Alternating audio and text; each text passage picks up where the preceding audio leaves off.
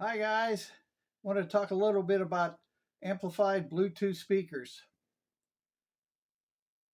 Going back a little bit in time, ever since TriPath, if you catch a couple of my videos on the TriPath chips, a little bit of history there, when they came out with those small Class D amplifier chips, and the rest of the manufacturers caught up, and there seems to be the market was flooded with these little Bluetooth amplifiers then, big and small.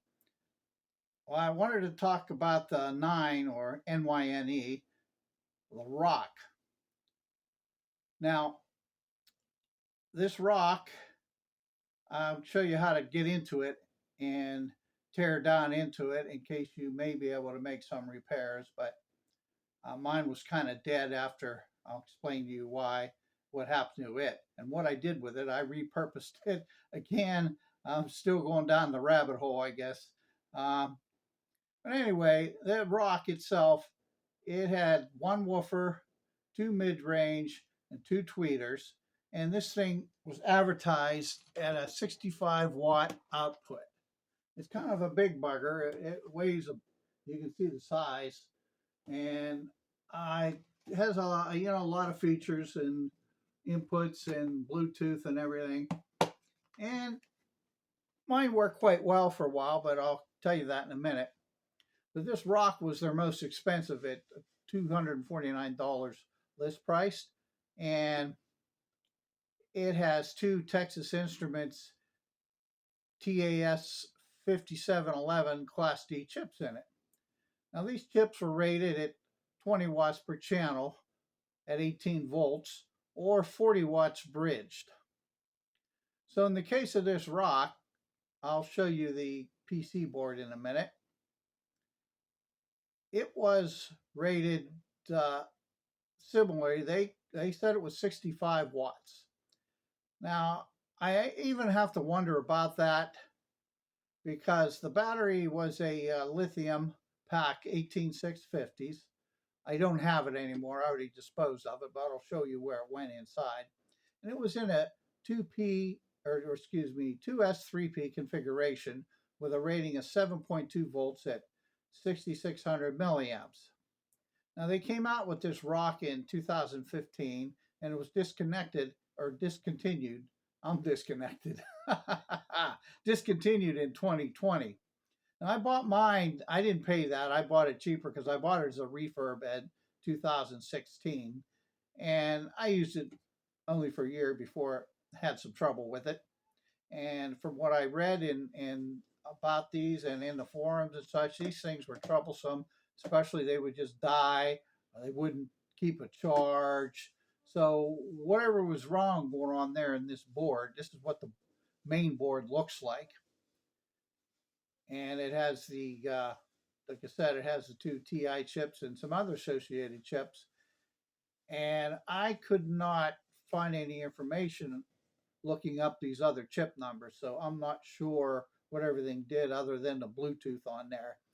And I'm just wondering if there wasn't some kind of boost converter on that board because it's rated at 18 volts. Now the charge power supply is 18 volts. So I don't know whether they were boosting that 7.2 volt pack up or not, but I can't imagine that they were getting 65 watts out of it. You know, everybody exaggerates. But before I show you how to get inside, I had some troubles with mine. I used to take it out to parties and, I used it for a year and it was nice. I only had one cavette. I'll mention that in a minute. But all of a sudden, it started the highs. It was like the tweeters went wild, man. And the high frequency, it was so harsh. It became so harsh. I don't know whether it was on the PC board or whether those tweeters just blown, and I had it. I just set it aside for years, never used it. The battery went dead, and if you watch that video where I repaired that Kenwood subwoofer, it was a pretty big box, and hooked it to a chip amp. We had TI chips in it, and using it on my computer as a TI chips, and it also has a subwoofer out on it. Well, that big old box kind of was in the way, was under my computer desk. It took a lot of space up, and I remembered this box. Now, this guy, there's always one caveat using it inside the house because it is plastic, and there was a lot of resonance in the bass. In other words, I mean, you get resonance when the uh, when the signal stops on the speaker, then the whole case, you have some resonation that continues on. Well, that doesn't give you very tight bass. Outside, you didn't notice it, but I did using this on the inside of the house at times. So what I did was I repurposed it. I gutted it, and actually I hooked put a couple jacks in the back for that subwoofer output on my computer, and hey, it works great. It sounds good with one little addition of things that I did.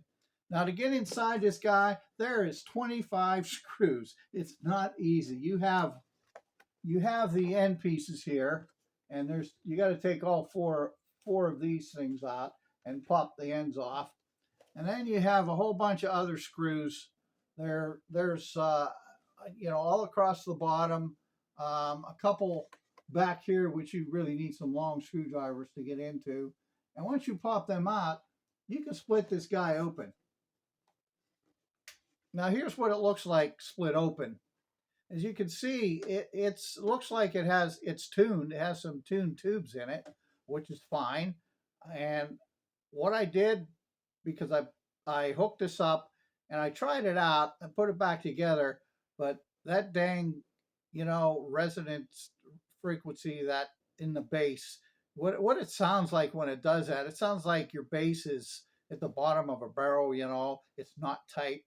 So what I did, I opened it back up, and I had some speaker wool and a couple pieces of fiberglass that I put in there, and actually that helped a lot and toned it down and tightened the bass up pretty good. So I still have the one I bought before this, and dang, this one still works. This was the little the little NYNE bass, and I still use it out in the porch. It works, but the only weird thing about this is I don't know what there's rubber. Over the years, it got all sticky and everything, including all the cat fur sticks to it. But it looks uglier than sin right now. Hey, but it still works, so I can't complain about that. So that's all I wanted to mention about this. I don't know if someone has a solution.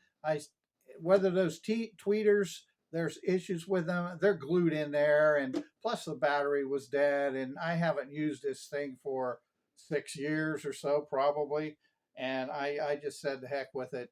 I'm not going to mess around with it or even try to attempt to replace those speakers. Then I'd have to put a new battery pack in it, and who knows if there was a problem on that PC board. I really don't know. So other than that, have any questions or comments if you've had one of these? Open them up, did some repairs, I don't know. Just leave a comment, and God bless and have a good day.